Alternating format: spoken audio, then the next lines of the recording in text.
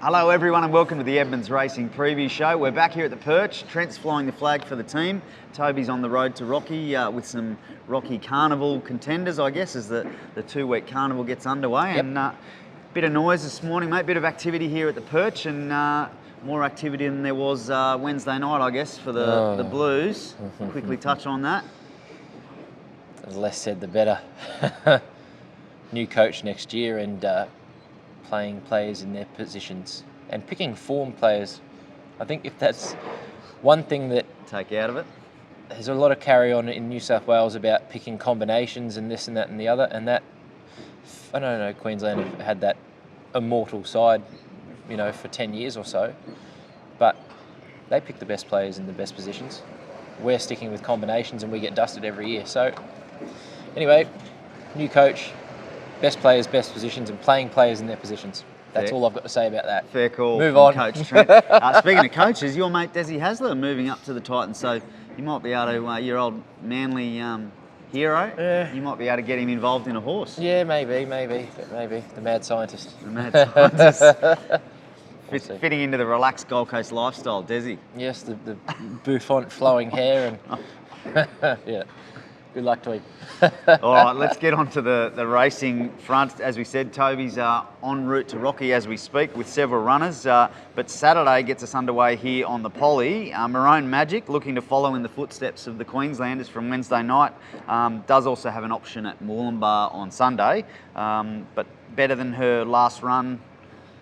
Better than many of her previous runs, to be honest with you. And I think she gets a chance on the Poly here. Well, obviously, we've still kept her in at Moolumbar Sunday. But I would suspect that the tempo of a 1,200 metre race, she'd be up and on speed.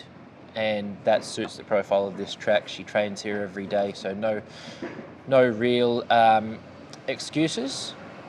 Just going to put a different bit in her mouth this time. Just a lugging bit to...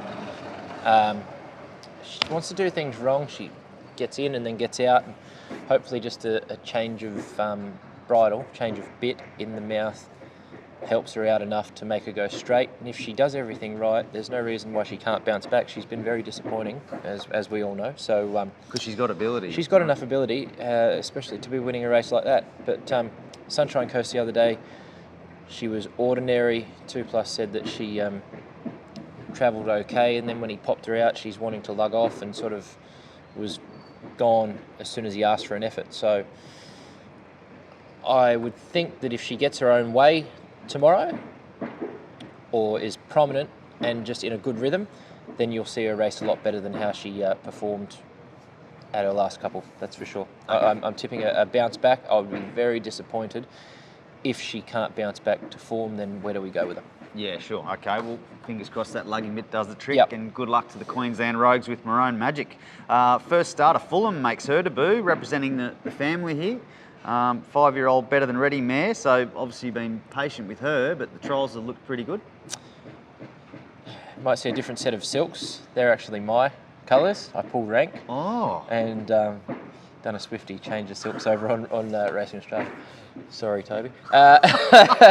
So anyway, no, look, she's been tightened up with 2 trials. She's a 5-year-old mare that's had a fair amount of issues as a younger horse. A suspensory, feet have been an ongoing battle. You name it, she's sort of had issues, and she's had a long time out. She's been in work a long time to get ready. She's drawn horribly, so we just need to have a look at the speed map. She's got an abundance of early speed if we really wanted to use her. So whether she could get outside lead or have to go on with it. She won her last trial at Beaudesert under not much pressure. She just jogged for the first part and then sprinted home. The time wasn't too flash, but she was under no stress and no pressure, hence why the time wasn't that great. She sort of went 3/4 pace and then just clicked up the running. If she drew a softer barrier, I'd say she'd be a good chance to kick off her career with a win. However, wide gate, tough ask. Okay. So has a bit of ability, though. She's got enough ability, but it's been a bloody long wait. And we've waited 4 years. Why not wait another couple of weeks if we don't run her? Sure, sure. All right, let's get into the Rockhampton runners on Sunday. Obviously, Indian Dreamer, he's on a Rocky Cup path. Call Me Marilyn, though, kicks things off, steps up to the 1200 here after a big run at odds last start, which I think you flagged in the show that she would be an improver. And yep. Martin Harley aboard and the extra trip suit. Yeah, for sure. It's good that Martin's going up to have a look at that track because it is tricky and people think, oh, it's a 600 metre straight. You've got plenty of time. Historically, they don't really come from well back or anything. So in regards to Martin going up there for Sunday, it's to have a look at the track for 2 weeks' time over the carnival, which he's riding on both days. But it's great to have a jockey of his calibre go up and ride. She was fantastic the other day at Moolumbar on a softer track. Absolutely no luck whatsoever. Went around the middle of the field, and to only get beaten a half a length was huge. I would be very disappointed if she couldn't win from that nice soft barrier and Martin taking over. She'll be prominent, you'd have to think, if not sort of leading outside lead in the first 3 or 4, and going to get every chance. I'd be really disappointed if she couldn't win that race up there. As I said about the polytrack run, you forget about that. We changed the gear, took that crossover off her, and we got a more true indication of how she went last start. I know she carried a light weight, but to make a run from the half mile after getting knocked down out of the barriers and sort of just go around the middle of the field and still have some pennies left at the end, I thought it was a good effort. So softer gate tomorrow or Sunday, and I think I'd be very disappointed if she couldn't win. All right, I think that might be an early little hint for the best bet. Well, but Boho Beauty is the next runner, drops back from midweek Metro grade where she hasn't been far away, and this sort of company suit. Last run was really good. I thought, although she's drawn barrier 8 of 8, I think it is, on Sunday, I thought we may have just got a little bit too far back on her the other day. However, her and Philly Special in the same race made good ground and were really hitting the line with gusto. So another one that we sort of made a few gear changes with just to get her to drop the bridle and relax. Where she gets through from that bad alley, I'm unsure, but I would think that she'd be pretty positive. She's led 1100 metre races over here, so going up there to that journey, a nice long run to the first turn, you'd think we'd be nice and positive and sort of put her right there. She'll come back underneath Martin, no worries at all, had enough work. Looks like a nice race for her, would have been very confident had she just drawn soft and been able to lob. She's just going to have to get it right early to be competitive in the finish. But in the right grade, and I would expect her to be racing really well. Okay, another one looks well placed. Yep. Indian Dreamer lines up in the Tattersalls Gold Cup over the 1600, which is a build up to the Rocky Cup, and that's the aim with this run. And he's third up here and 2 good runs so far. Very important race if he is able to win, and I think he's only rated 80. So the Rockhampton Cup in a fortnight's going to present a lot stronger. So we need to win this race. It's a ballot exempt race. He wins Sunday, he's in the Rocky Cup. He needs to win to force a run, so we're not waiting on acceptances and noms and whatever else to see if he's going to get a run. Horse is going good, step up to a mile, good. Off the top of my head, I thought we gave him a 1202, 1350 or 1400 metre runs at his last preparation, where this one he's 12, 1350 and straight up to a mile. But he's had enough work, so